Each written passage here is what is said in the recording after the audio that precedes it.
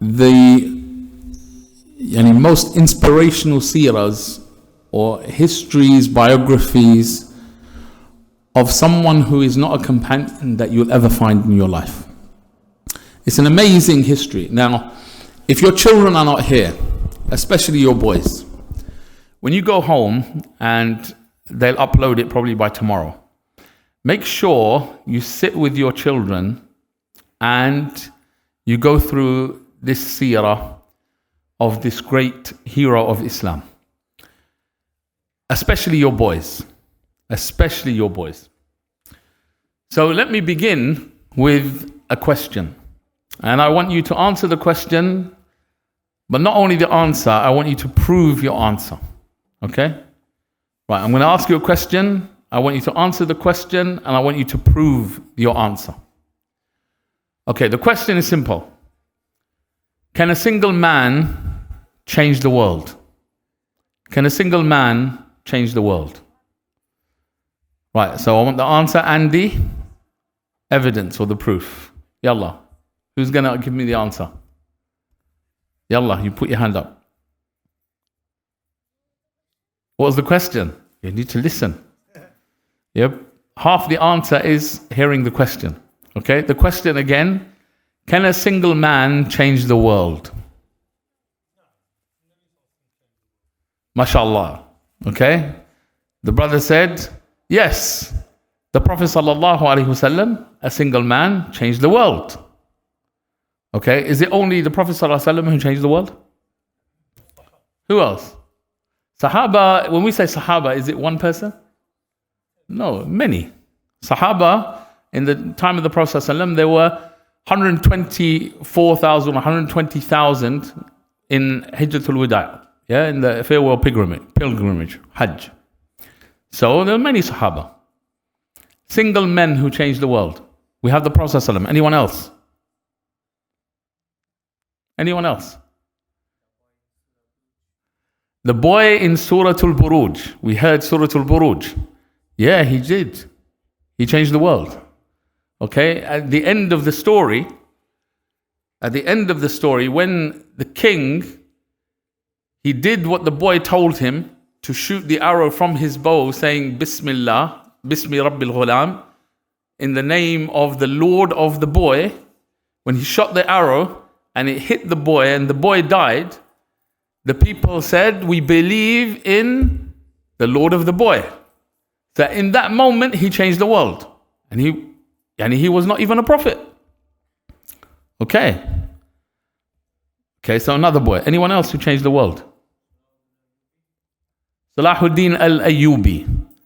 Okay, yeah. Okay, he changed the course of the world in that time. Anyone else? Because shaitan comes to you and says, no, a single man can't change the world. And he says to you, what are you going to do? And you're not going to change the world. Isn't that true? Shaitan comes to you and tells you, well, one man can't change the world. So I want you to prove it to yourself and give evidence against shaitan when he whispers this to you. So far, I haven't got enough evidence. Ibrahim alayhi salam. Yeah. Right, any more?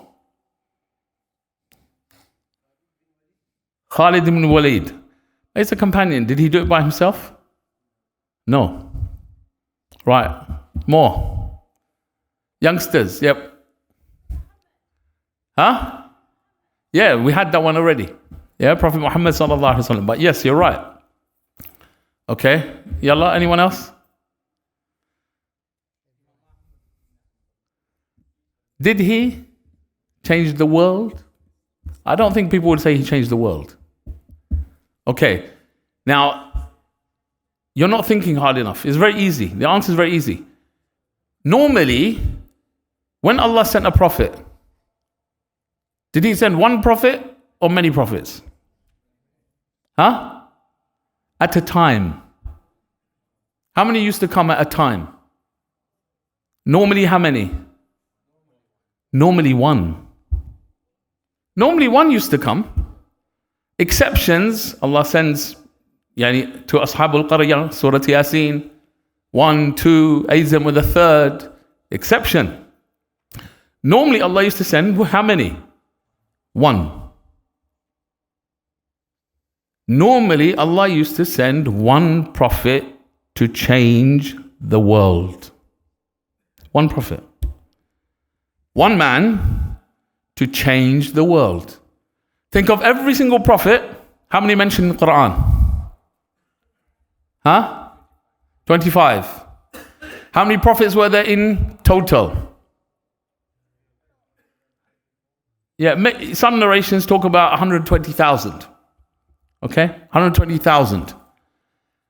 Normally, one man to change the world. That was the norm. That is Allah's sunnah in the creation. So clearly,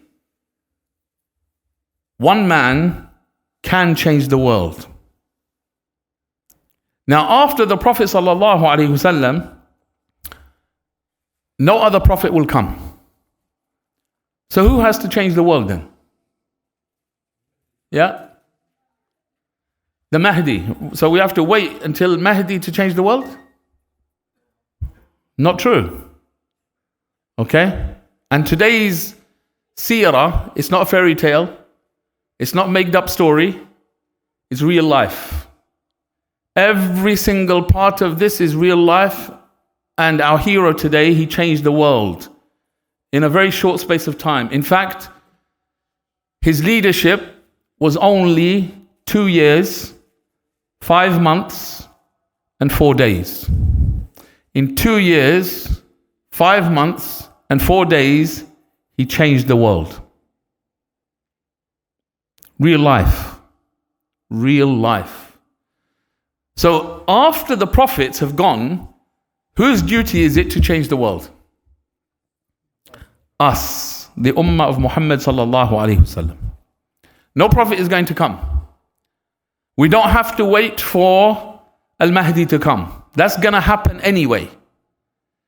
Allah told us, Al-Amru bil-Ma'ruf wal-Nahi al-Munkar is from the fundamentals of our religion. To enjoin the good and forbid the evil is core element of our iman. We don't wait for anyone, we do it. And to live the legacy of the prophets is the obligation upon every single one of us. And to add to that, what did the Prophet ﷺ say that was going to happen? Ala ra'si kulli mi'ati sana. At the beginning of every 100 years, what's Allah going to send? Yeah, the brother there. A mujaddid. Yeah. Someone who is going to yujaddidu. He's going to revive the religion for the ummah. Every beginning, every 100 years, at the beginning of that 100 years, a new mujaddid will come. Is it one man? Is it a group of people? This is a discussion amongst the scholars, but it's going to happen. So one of these kids here, one of you 20-year-olds, yeah, maybe 24, 25, whatever, maybe you're the next one. Maybe you and a group of your friends are the next ones. I didn't say it. The Prophet ﷺ said it's going to happen. As-Sadiq al-Masduq, the one who was given revelation, who never lied, and he only spoke the truth, already told us this is going to happen. It's done, dusted, finished. It's going to happen. Now, I want you to keep this in mind when we go through the seerah of this hero of Islam. Now, his story begins in the time of the second man in Islam, Umar ibn Khattab radiyallahu ta'ala anhu. So when the Prophet ﷺ passed away and Abu Bakr has passed away, the Khalifa of the Muslims is Umar ibn Khattab. He is the leader of the Muslims and therefore the leader of the world. Islam is the superpower of the world, taking over every single country, every single empire is being demolished by Islam. I know sometimes we hear this and we can't imagine it because we haven't lived or seen that reality. But this is the history that we are part of. It's there. Jihad was taking place in every single corner of the earth. The military leader and the political leader and the leader of all strategy and religion at that time was Umar ibn Khattab there in Al-Madinah, the fortress of Islam. Now, he lived a very simple life. He had no fear of any being in the universe.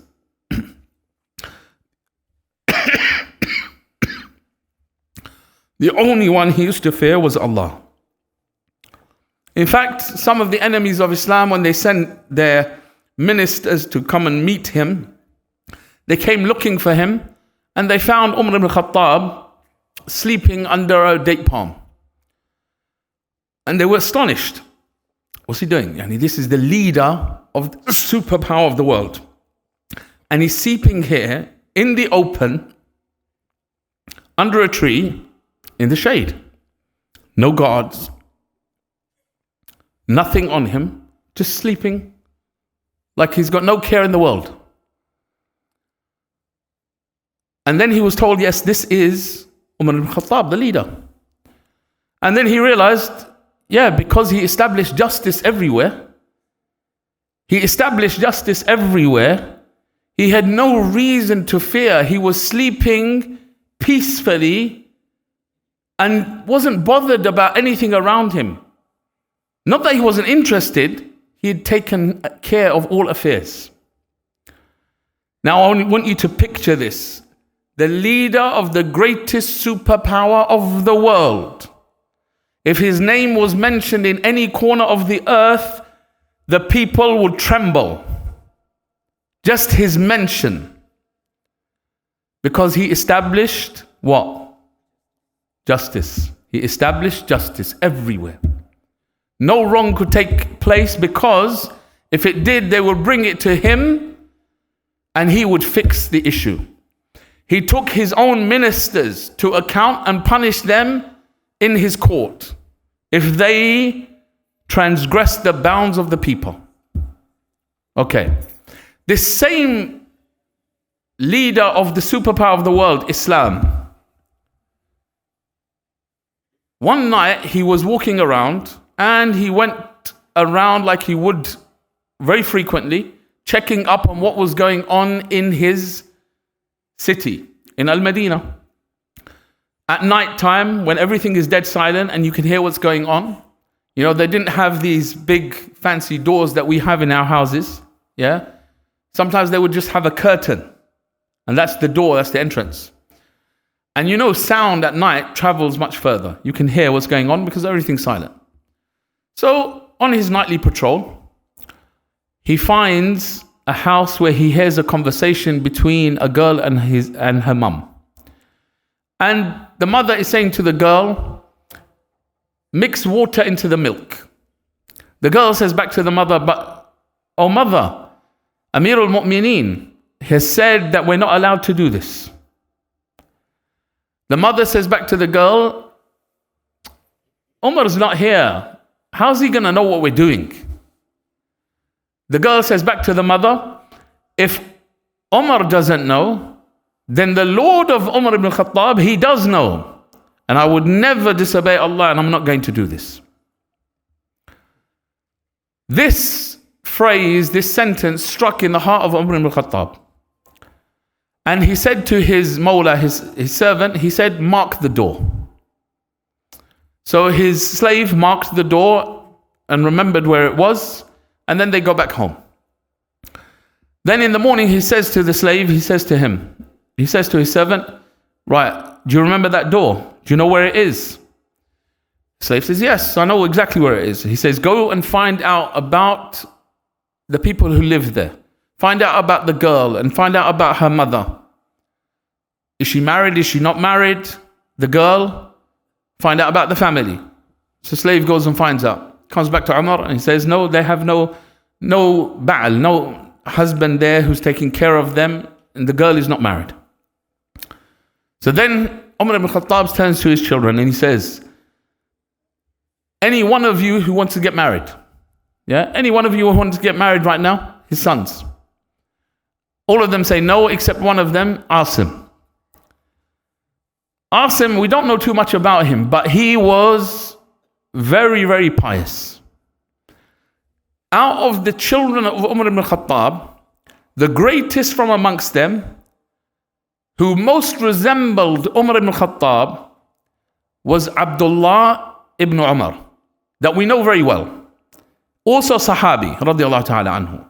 He was there while the Prophet ﷺ was alive. He was there witnessing the Prophet ﷺ, with the Prophet ﷺ, participating in battles with the Prophet ﷺ.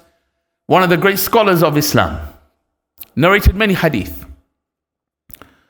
He was most like Umar ibn Khattab, in fact, to the point that if Umar ibn Khattab hadn't prohibited that Abdullah ibn Umar cannot be the Khalifa after him, they would have chosen Abdullah ibn Umar to be the Khalifa of the Muslims after Umar ibn Khattab. But in the wasiyah of Umar ibn Khattab was that you're not allowed to choose him. He can be part of the council who choose who's going to be the Khalifa after me, but you can't choose him. And what was his reasoning for that? He told his son, it is enough that one of our family will be responsible for the ummah of Muhammad sallallahu alayhi wasallam. It's enough of a burden. Not two of us. One is enough. So we're going to understand this philosophy that they had.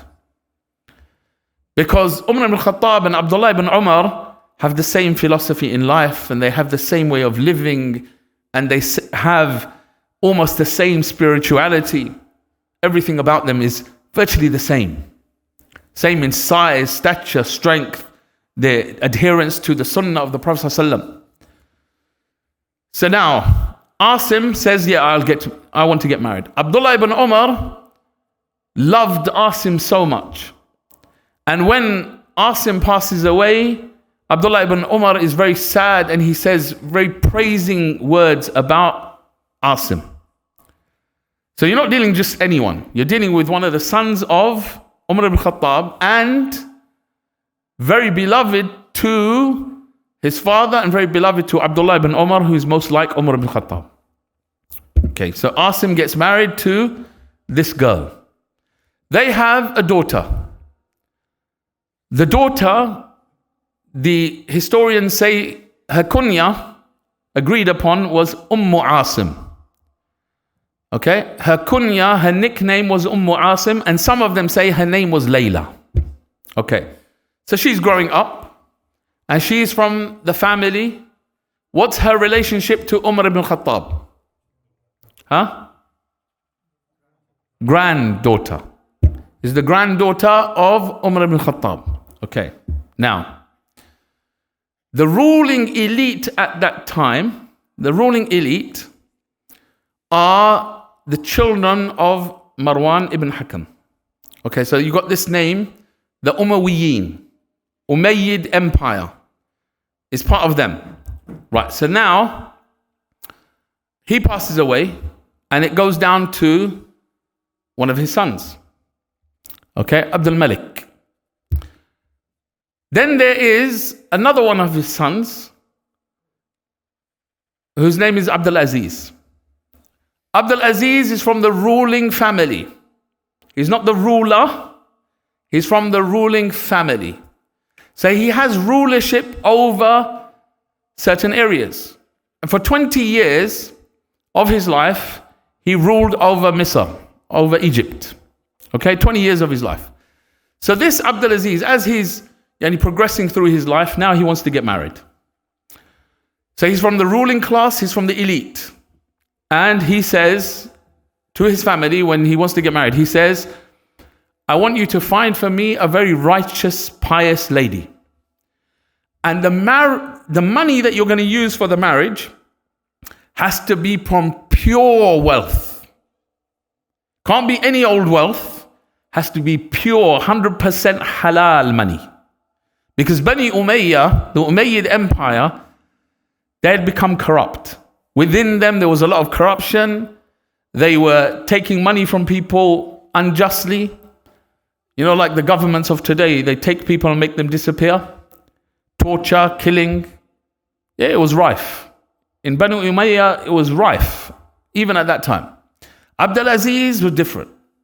He said, no, I want a very pious lady, and any money from for this marriage must be pure halal. Okay, so now he wants to get married. Who do they marry him to? They marry him to Layla. Okay, he gets married to Layla. They have a child. And they call him Umar. Umar ibn Abdul Aziz. Okay, this is our hero. He grows up. He's from the ruling class. How much money do they have? The ruling class. Are they poor or rich? Filthy rich. Right. So now,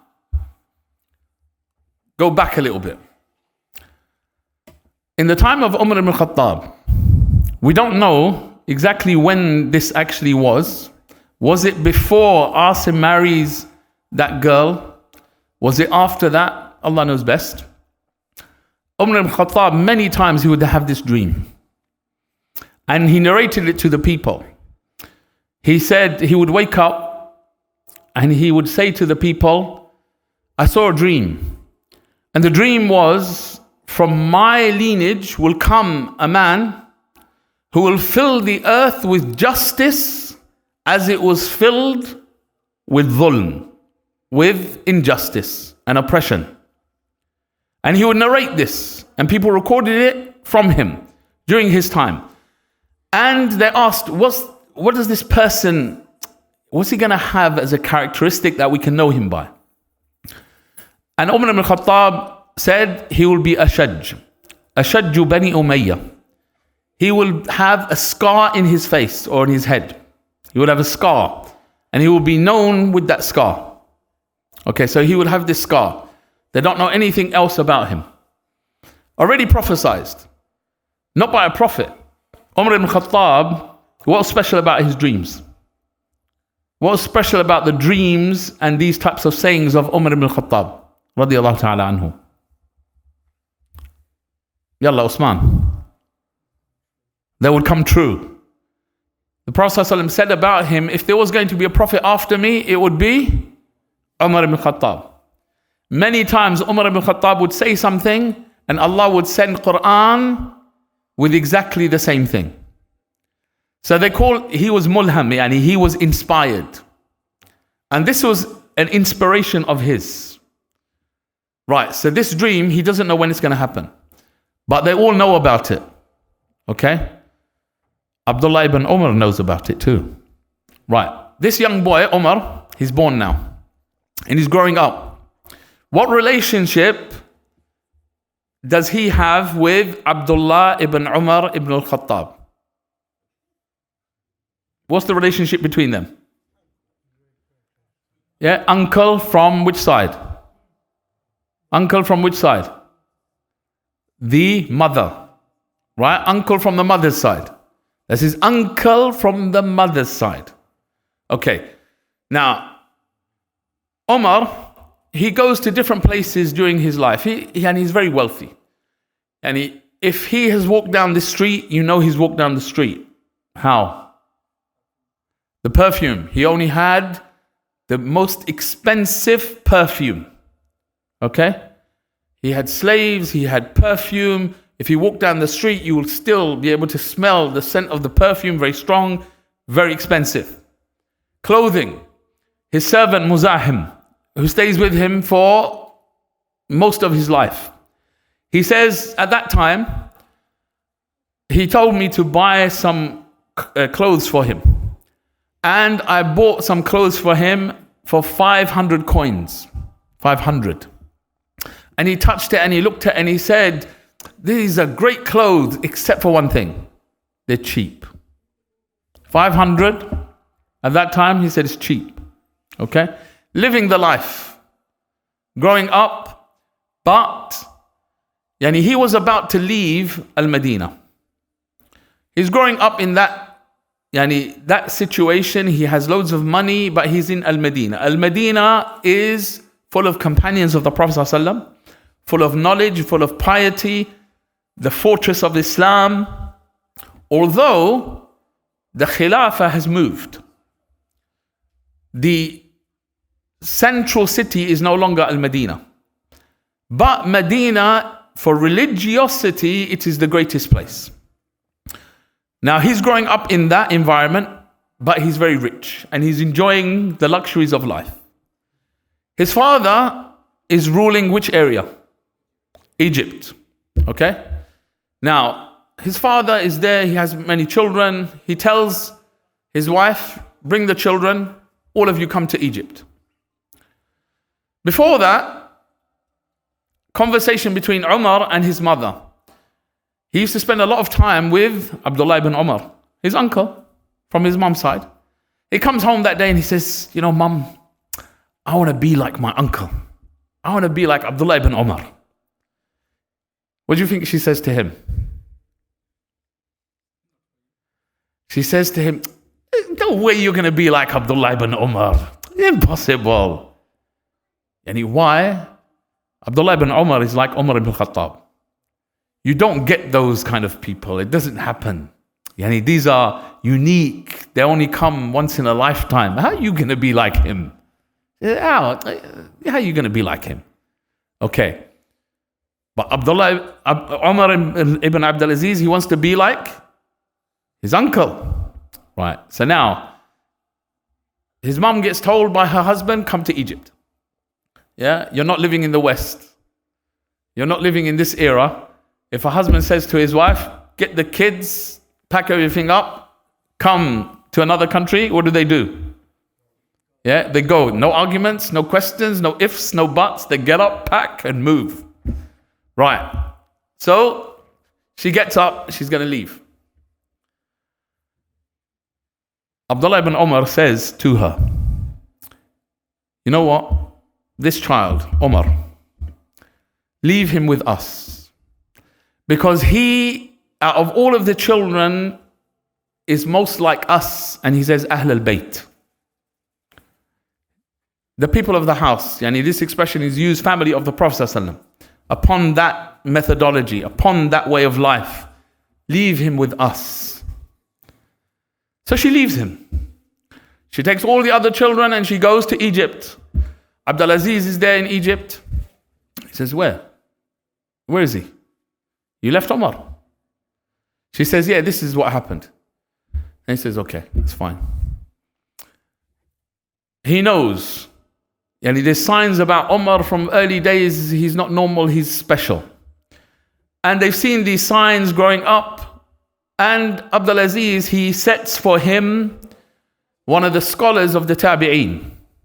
Okay? Scholars of those who learned from the Sahaba, Salih ibn Kaysan, as his mentor. Not a teacher. Someone who's always watching over him, checking up on what he's doing, not only his learning, how he's living, what he's up to, what time he gets there for the salah. One occasion he sees Umar ibn Abdul Aziz come late for the salah. Not missing the salah, maybe catching the second rak'ah or the third rak'ah. So after the salah, he says to him, what happened? Why were you late for salah? He says, you know what, I was waiting for my servant to comb my hair and it took long and therefore I got late for the salah. Salih ibn Kaysan, he sends a letter to Abdul Aziz. He says, this is what happened. Abdul Aziz reads the letter. He sends a messenger. He says, don't speak to Umar. Go to him and do what? Shave all his hair off. Shave all his hair off. Something that distracts you from salah is not worth having. Get rid of it. So the servant goes to Umar, grabs him by the head. You imagine this, one of your kids, yeah? The servant grabs his head, shaves off all his hair, and then tells him, this is from your dad. Yeah? Welcome. This is from your dad. Why? Because you got late for salah. This is what you get. Okay.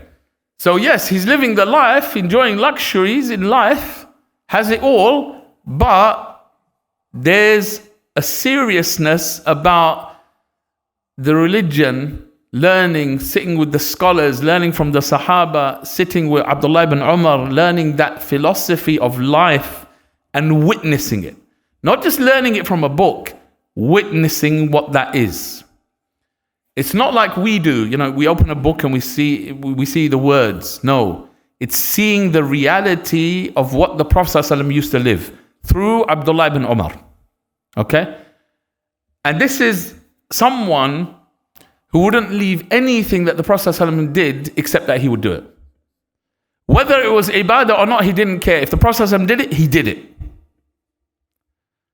He would take on the world if it meant sticking to what the Prophet ﷺ had done. Okay, this is what he saw. He lived it, he knew what it looked like.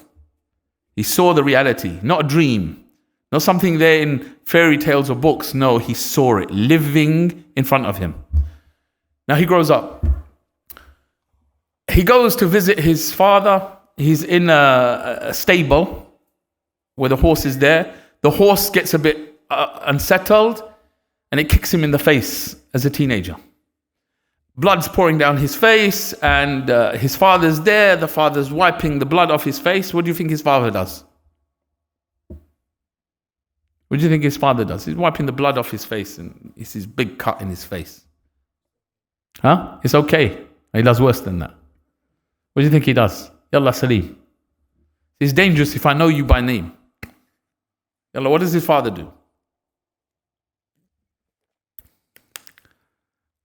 He starts to laugh and become happy. Just imagine you're the son. A big cut down my face. Animals just kicked me in the face. You imagine a horse kicks you in the face. Big problem here. You have to go to the hospital, everything. And his father's not only laughing, he's really happy. He's wiping the blood off him, saying, calm down, relax. But he's really happy. What are you happy for? Yeah, because of the cut. Why is he happy? Ya Allah. Right, he said, you know what? We saw all the signs that you were this boy that was promised by Umar ibn Khattab, and there was one missing. Now the one has come. He said, glad tidings to you if you are that one. Glad tidings to you if you are that one who's going to change the world. Sends him back to Medina. Grows up in Medina. Right, so he's from the ruling class. His father passes away sometime. He passes away. The ruler at the time is another son. Yani you have Abdul Malik is still in charge when Abdul Aziz passes away. Abdul Malik loves Umar ibn Abdul Aziz. He keeps him close, looks after him, takes care of him, gives him position. He looks after some places and he becomes a ruler. Abdul Malik says, marry my daughter Fatima. He marries Fatima. Just imagine Fatima. Her father was the Khalifa. Her brother, this one, Abdul Malik, is the Khalifa. Abdul Malik passes away. Her other brother, Al-Walid, is a Khalifa. Later, another brother of hers will be Khalifa. And she's married to who? Umar ibn Abdul Aziz, who will also become Khalifa. And the lineage of this woman is masterful when it comes to status. Everyone in her household is Khalifa. So now, they're married, and he is now governor of Al-Madinah. He runs Medina. Al-Walid is the Khalifa, and Medina is his. He fills Medina with justice, and the people love him. They love him for his ilm, they love him for his ibadah, they love him because he establishes justice, no care in the world. Then Al-Hajjaj ibn Yusuf, who you know, very tyrannical, killed lots of companions, loved to kill. And he believed in ruling with an iron fist. Yeah? Barbaric. He was ruling over Iraq. He was the governor of Iraq. And Al-Walid ibn Abdul Malik, he is the Khalifa. So now, Al-Hajjaj wants to make Hajj. He says, I'm going for Hajj. Umar ibn Abdul Aziz is told. Umar ibn Abdul Aziz says to Al-Walid, he says, you know what, this guy, when he comes for Hajj, he can go and make his Hajj, but he's not allowed to come into a Medina.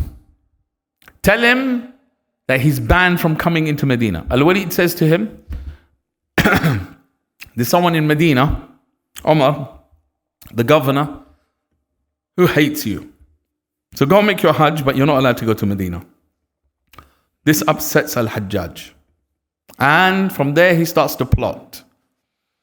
And he convinces Al-Walid that an iron fist is required for rule, being in charge, being a leader. Until Al-Walid is convinced, and he removes Umar ibn Abdul Aziz from Al-Madinah. Umar has to leave.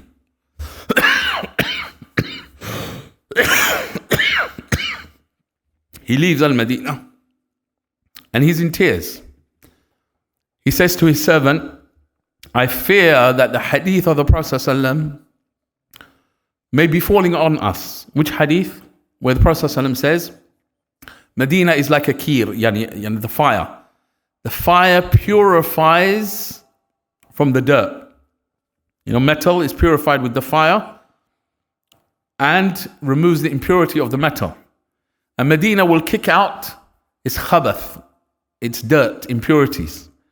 I fear that is happening to us. So you understand the personality as he's growing up. Yes, he has all of this. Loved by the people, but there's a humility in there that is ingrained. So now he leaves and he goes and stays with Al-Walid for a while, and still enjoins the good and forbids the evil and tells him not to oppress and establish justice until Al-Walid passes away. Al-Walid passes away and his brother, he takes over, Sulaiman. Sulaiman ibn Abdul Malik, he takes over, and this cousin is very close to Umar ibn Khattab. In fact, to the point he says, I can't survive without having Umar ibn Abdul Aziz by my side. If I'm in a place and he's not there to give me counsel and give me advice and give me Islamic knowledge and judgments, I would be destroyed. Very close. So now he gets back his position. Now he's in charge. And he goes through not only becoming in charge of Al-Madinah, but Ta'if, Mecca, the Hijaz in general. He has much more power now because he's very close to the Khalifa. He's very close to the ruler, but he is not like any scholars for dollars at all. He's one of those scholars that keeps the Khalifa in check. One time they're walking and it's raining and there's thunderstorms and there's lightning. And the Khalifa, Sulaiman ibn Abdul Malik, he's very scared. And Umar ibn Abdul Aziz sees that and he says, look how you are in terms of the mercy of Allah. Just imagine how you will be in front of the anger of Allah. Another time they're in Hajj.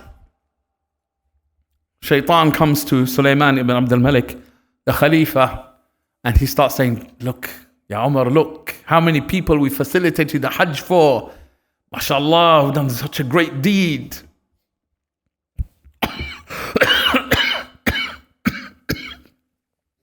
Umar ibn Abdul Aziz says to him, every one of them will be arguing against you Yawm al-Qiyamah.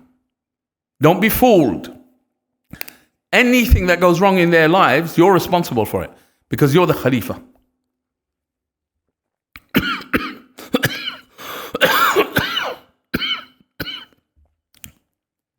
So you see this personality.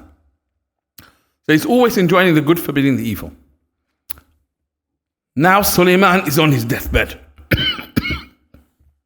He has to pass over the Khilafah.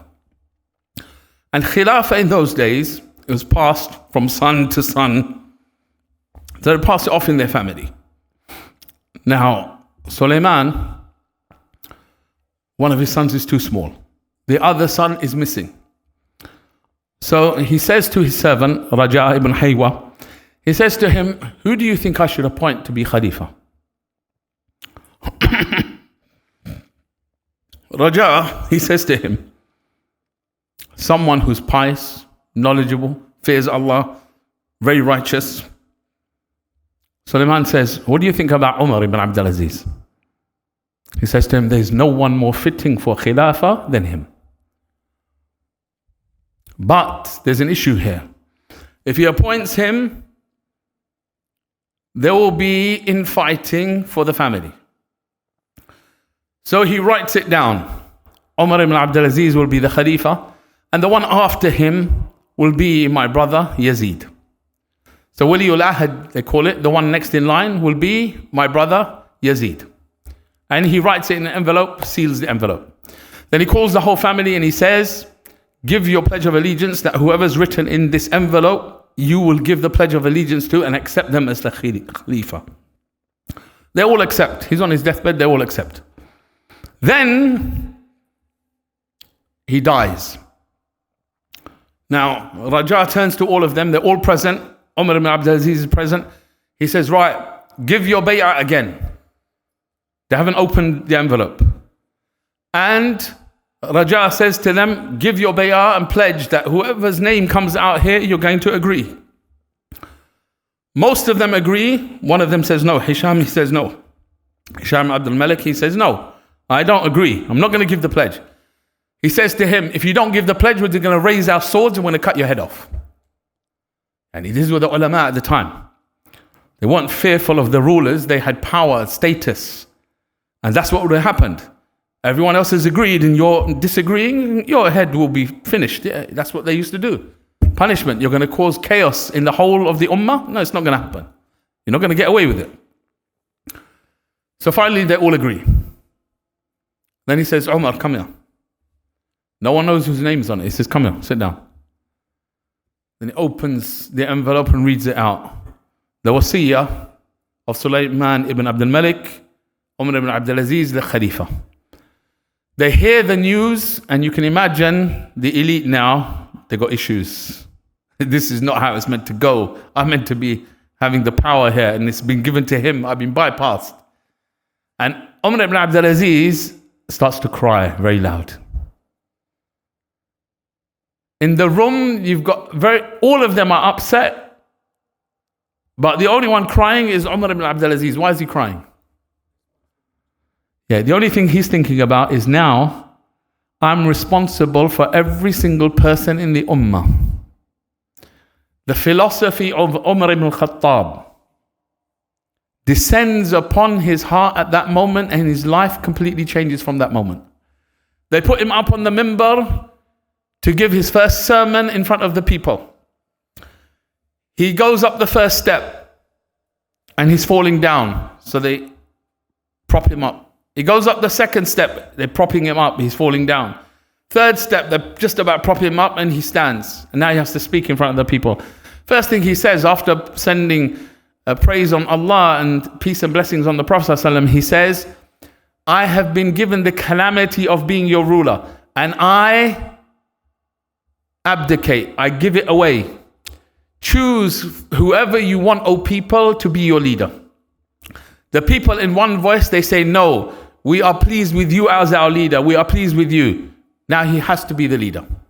He does his first opening speech, talking about establishing justice, taking away all of the oppression that has been going on and setting things straight.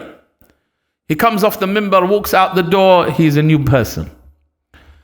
They bring the entourage, the horses, the carriage of the Khalifa, gold, everything. He says, what's this? They say, this is the Khalifa, this is his entourage. You ride and they take you to the palace. He says, no. Return all of this to Bayt al-Mal. Return it to the treasury. This is the money and wealth of the Muslims. Doesn't belong to the Khalifa, belongs to the Muslims. Give it back to them. I'm not going to live in the palace. I'm going to go to my house. I'm going to live in my house. Go. Passes by the graves, starts to cry and weep. He says poetry, which means who can tell you who was rich and poor from the ones in the grave? They all died, and their stories all died with them. There's no distinction. He goes to his house. First action in his house. He says to his wife, right, wife, come here. Bring out all your jewelry. Then he asks her about every item. Where did you get this from? Who gave it to you? She says, my father gave it to me, my grandfather gave it to me, my brother gave it to me. He says to her, none of that belongs to you. Return it all to Bayt al-Mal, the treasury. I'll give you two options.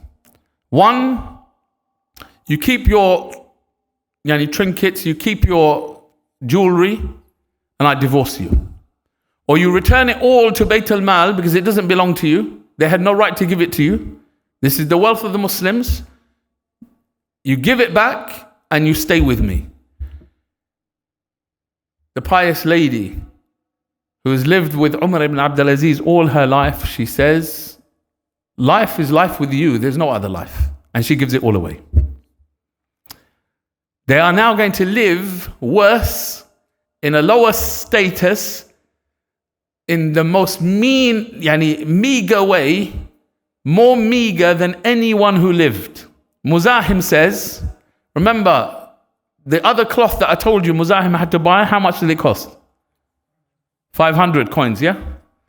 He says, after this, I bought for him, he told me to buy a garment for him, and I bought one that cost 5 coins. And he felt it and touched it, and he said, it's great, except that it's expensive. It's expensive. One time, he's late for Jumu'ah. He's late. He's the Khalifa. He has to deliver the khutbah. And he's late. You know why he was late? Just like Umar ibn Khattab. His servant got late in washing the garment, and that's the only garment he had. Khalifa of the Muslims, the superpower of the world, and he only had one garment. He goes home, and one time he sees, and the Muslims have been given apples from the treasury, distributed to the Muslims. His son has one of the apples, and he's about to take a bite of it, and Umar ibn Abdul Aziz takes it out of his mouth and takes it away from him. He says, where did you get this from? He says, I was given it like everyone else. He says, no, this is not for you. His mother complains, and she buys, from her own wealth, she buys an apple. And she complains to her husband and says, well, how can you do that to your son? He said back to her, you know, when I took the apple from my son's mouth, it was like ripping my own heart out. But I couldn't bear. And would you like your husband, his father, to go to the hellfire over an apple? That's Malul Muslimin. It's the wealth of the Muslims. It's not for us. Just like Umar ibn Khattab used to do. In fact, when he became the Khalifa, he said, send me all of the legal judgments of Umar ibn Khattab. Send me his books, so I can enact everything that he enacted. One time he's out with his servant, Muzahim. He's on his donkey, going around checking about the Muslims, how they are living, etc. He says to his servant, Muzahim, he says to him, are the people living in a good, relaxed way? Muzahim turns to him and said, you know what, all of the Muslims are living a comfortable life except for 3. Me, you, and the donkey. We're the only ones not relaxing. Everyone else is living good life. In fact, he established justice so much that they couldn't find people to give zakah to. So he said, for every single person, make sure they have a stipend to cover their food, basic necessities, a stipend that covers their shelter, rent or buying a house for them, and the furniture they need. They were that wealthy because of the justice. How did he establish justice? He dismissed all of the oppressive governors that were in Bani Umayyah and replaced them. Just imagine what's this going to do to him. The family, the ruling family, he's dismissed, fired. Every single one of them. Replaced them with good, pious people that he's checked. And he's established that are not after position, not going to use their position and do all the oppressive things that these ones used to do. He used to have regular, open court where he would sit and people will bring their evidences. And he said it right at the beginning. He said, anyone who has a claim against their governors, bring it to me with evidence and we'll deal with it. So they all would come. Fajr, he starts, and this one day he gets tired. Dhahr, he's been going from Fajr to Dhahr, many hours. He's tired.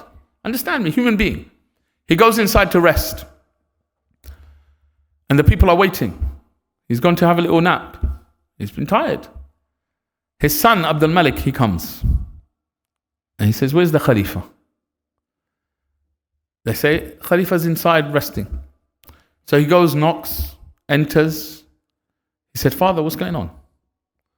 He says, I've been judging between people from Fajr, and after Dhahr now, I wanted to have a rest. His son, who's been nurtured upon this way of life, says to him, oh, my father, what gave you peace and security that Yawm al-Qiyamah wouldn't be established right now? And then the people would say to Allah, we were waiting on His door to give us judgments and to give us our rights, and He didn't, and He was sleeping. When he heard these words, he jumped up, went straight back outside and continued until he had dealt with everybody. His life was very meager, just like the life of Umar ibn Khattab, just like the life of Abdullah ibn Umar. This was his life. But now he's created enemies. He's created enemies from the elite. So, fast forward, after he was the one who sent out the decree that the sunnah of the Prophet ﷺ should be written down by all of the great scholars. There was preservation of the Quran, and the Quran was written down, and Uthman ibn Affan is credited with the preservation of the Quran, creating the manuscripts, and they sent them all over the Islamic world. Umar ibn Abdul Aziz was the one who had the sunnah of the Prophet ﷺ preserved in writing, documented systematically. It was him. It was him. No one else. Him. He took from Umar ibn Khattab and documented all of the sunnah of the Prophet ﷺ from his time. He's a tabi'i. Those who learn from the companions of the Prophet ﷺ. In fact, the scholars say there is no tabi'i that his statement is a hujjah, is proof and evidence, except his. He has a station above all of them from the tabi'in.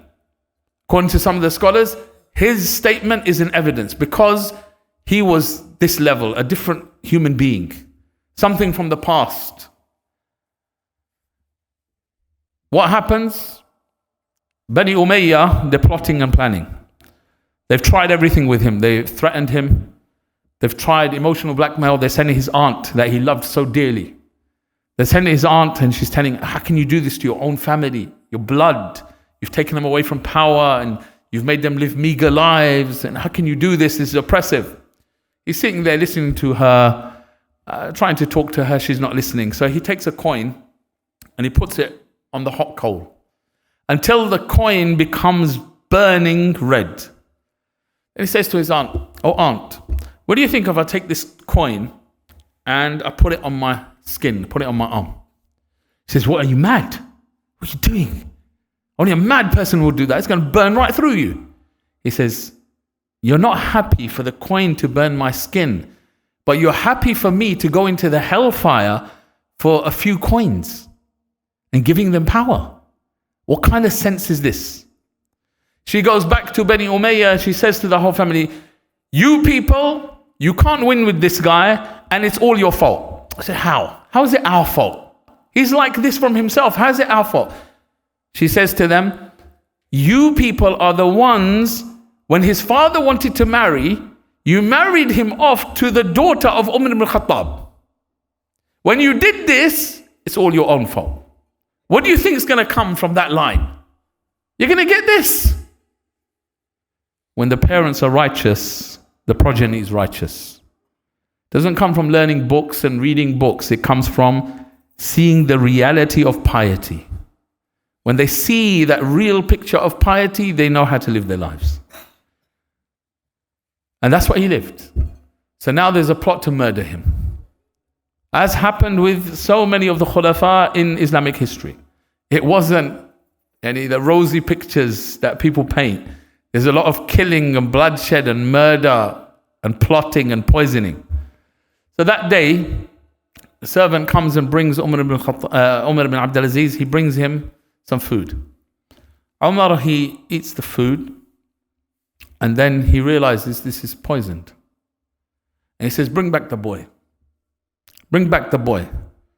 They bring back the servant, and he says, why did you poison me? He says, Yazid ibn Abdul Malik, the one in line for the throne, the one in line for Khilafah, he paid me 1,000 coins to put the poison in your food. He's becoming sick. And he says to the boy, right, where's the 1,000 coins? Give me the 1,000 coins. He gives him the 1,000 coins and he says to Muzahim, take the 1,000 coins and put it into Baytul Mal. This is wealth that belongs to the Muslims. Give it to the Muslims. Then he says to the boy, this is his murderer. This is Umar ibn Abdul Aziz, whose army extends from China to Al-Madinah. His army extends from China to Medina. When one of the Roman emperors, he had one of the Muslims captive, Umar ibn Abdul Aziz was the one who sent him a letter saying to him, release this prisoner and send him to me in Medina unharmed, or I will send you an army that begins in Medina and ends with you. He has every power to kill him. What does he do? He says to him, now boy, go and disappear. Go to a far off land. Because if the people find you, they will kill you. So disappear. He forgives him. Then Umar ibn Abdul Aziz becomes sick and sick and sick until the people start visiting him. They know he's going to die. He has established justice all over the Muslim world. He's changed the whole Muslim world. In fact, he changed the whole world. To the point the shepherds came and they said, we don't even have to defend our sheep from wolves anymore. What's happened? You must have a pious leader. That's what they said when he was in power while he was alive. Because he established justice everywhere. Justice came even to the animals. Then he becomes sick like this and he's on his deathbed. The people come to visit him. The brother of Fatima, the wife of Umar ibn Abdul Aziz, he comes and he sees him. He says, look, he's just wearing these shabby clothes. Give him some other clothes because people are all coming to visit him. She says, he doesn't have any. He doesn't have any. This is the only clothing that he has. He lived for the akhirah. He had no concern about the dunya, just like Umar ibn Khattab. And he ruled the earth. Then he sees faces in the distance. He says, welcome to these faces that are not from human beings and not from the jinn. Welcome, welcome, O bright faces. Then he sends everyone out. And he's alone, saying, welcome to these faces. And he says, and he reads the verse, تِلْكَ الدَّارُ الْآخِرَةِ نَجْعَلُهَا لِلَّذِينَ لَا يُرِيدُونَ عُلُوًّا فِي الْأَرْضِ وَلَا فَسَادًا وَالْعَاقِبَةُ لِلْمُتَّقِينَ. The life of the hereafter is given, we give it to those who don't want arrogance and pride in the world, nor do they spread corruption. And the good final end is for the righteous. He gave advice to the next leader, fear Allah, be just. And then he left the earth with these words of Allah. And that was the legacy of Umar ibn Abdul Aziz, who only ruled for 2 years, 5 months, and 4 days. In that time, he lived the legacy that Umar ibn Khattab saw. Just as the earth was filled with injustice, he filled it with justice. One man can change the world. And the Prophet ﷺ told us that every 100 years, Allah would send a person or people who would revive for this ummah its glory and greatness. It's not a fairy tale. It's a promise from the one who never lied. This deen will be victorious. There's no inshallah about it. Allah has already decreed it, done, dusted, finished 50,000 years before the creation of the heavens and the earth. We just have to make the choice, which side do we want to be on? Very easy choice. No one wants to be with the losers. So then you have to be with the Muslimin in every time, place, no matter what the predicament. جزاكم الله خيرا. سبحانك اللهم وبحمدك أشهد أن لا إله إلا أنت أستغفرك وأتوب إليك. السلام عليكم ورحمة الله.